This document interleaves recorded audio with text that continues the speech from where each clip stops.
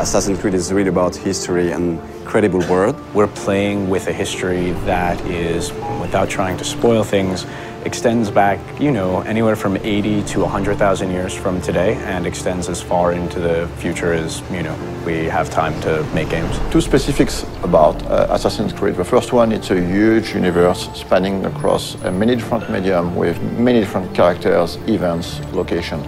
The second one is the community. The community on Assassin's Creed is extremely knowledgeable about this universe and also has very high expectation about what's coming next in terms of story. So putting all these things together, we realized it was time to fit everything into one reliable source of information. Actually, it really has been a back and forth process between the Encyclopedia writers and the games writers to make sure that all the content of the book, of the Encyclopedia, is really accurate. Well, we start by going through all the data, and then we would decide on what articles we wanted to do. And once we had that settled, we would write down a brief description of the article, send it out to the external writers, who would then return the full content to us. The best part about this project was adding new content.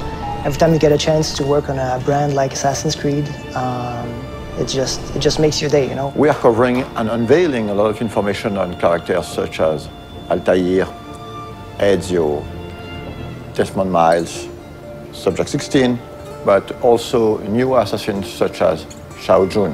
One of the very first challenges was dealing with so much data. Assassin's Creed has been around for a while and has a wealth of information from both the story standpoint within the game universe and just history in general. So going through all of that and figuring out what might be most interesting to put in the encyclopedia was very much the first challenge that I encountered. The franchise isn't defined necessarily by a single character, it's defined more by these institutions.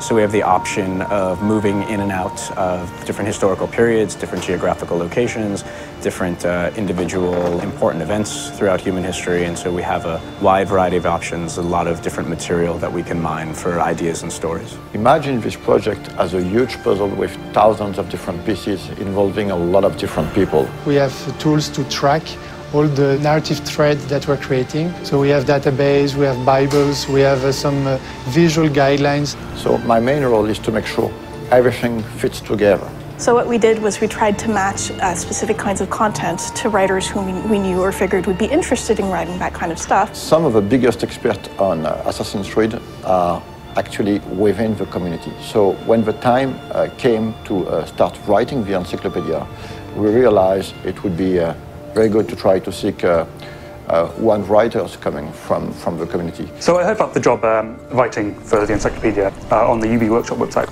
and I thought, well, it's about video games and it's about history, so it seemed perfect for me. We were really surprised by the reaction. We got hundreds of submissions, and some of them were very, very good. Well, most of the stuff I wrote was biographies, so of both the characters purely from the games and historical figures behind it. To make a long story short, instead of hiring one person, we finally hired 5 writers coming from the community. What I tried to do is dispatch the articles based on some of the test submissions they sent in, seeing what they liked to write best, and then we kept it contextually similar. We try to minimize the risk of bad overlapping and maximize the opportunities of cross-referencing.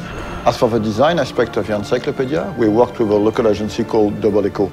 They were crucial to the creative process.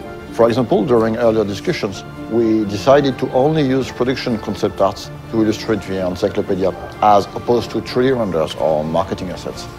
The role of concept art is very important in the conception of a game. During the early stage of conception, we work on very high-level concepts. So it's about a silhouette, a mood, skylines of the city, treatment for the characters, colors. It's quite remarkable how much of the stuff does have its ties to reality and things that really happened. And I'm pretty sure that readers will discover some really interesting and new information.